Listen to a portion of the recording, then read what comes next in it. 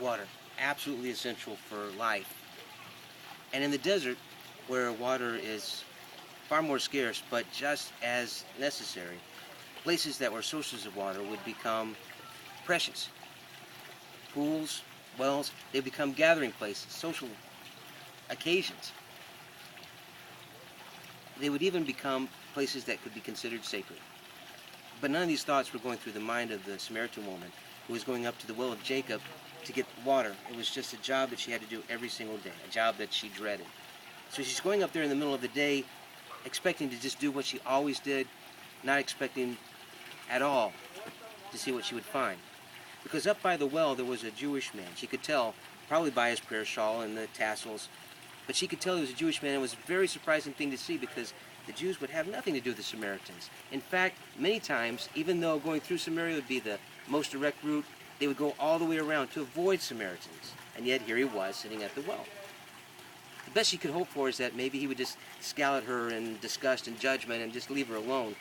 But as she was drawing water, he says to her, "Give me a drink." She's shocked by this, but she is so streetwise and life-hardened, she doesn't care what anybody thinks of her, so she just blurts out, "How is it that you, a Jewish man, is asking me, a Samaritan woman, for a drink of water?" Because the Jews wouldn't even eat from the same plates or drink from the same cups that the Samaritans would have. He said, "If you knew the gift of God, if you knew who it was that was asking you for a drink, you would ask of him, and he would give to you living water." This was some sort of a test. "Okay. Sir, how can you give me any kind of water? You have nothing to draw water with. The well is very, very deep. Where are you going to get this living water?" "This well was given to us by our father Jacob. And you're not greater than Jacob, are you? Jacob gave us this well. Jacob drank from this well. Jacob's sons and livestock drank from this well." He said, "Whoever drinks this water, well, they will thirst again. But whoever drinks of the living water will never thirst again. In fact, that water becomes in them a spring of water that leads to eternal life." Oh, okay, so this wasn't a test. He was just crazy. She'll play along. "Sir, I would love to have some of this living water. I would love to never have to be thirsty again. I would love to never have to come up here and get water again." And then he says to her, "Go get your husband." Okay, game over. "I have no husband." What you say is absolutely true. You have had 5, but the man that you're living with now is not your husband. So you're speaking to me the absolute truth.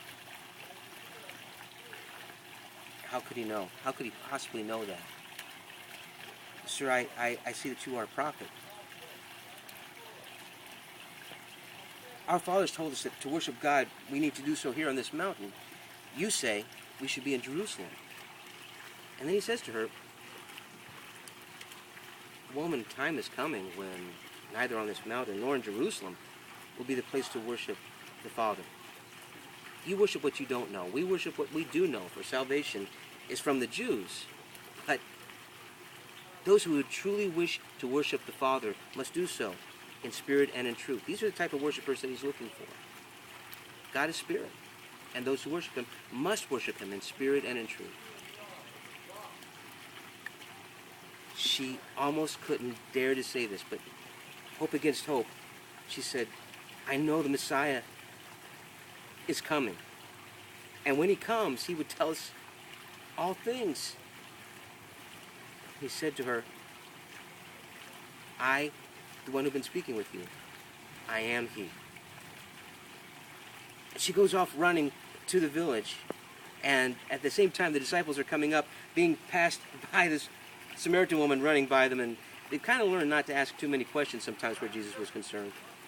But they offered him the food that they went to go get, and Jesus said, "I've had food that you don't know about. My food is to do the will of him who sent me and to accomplish his will."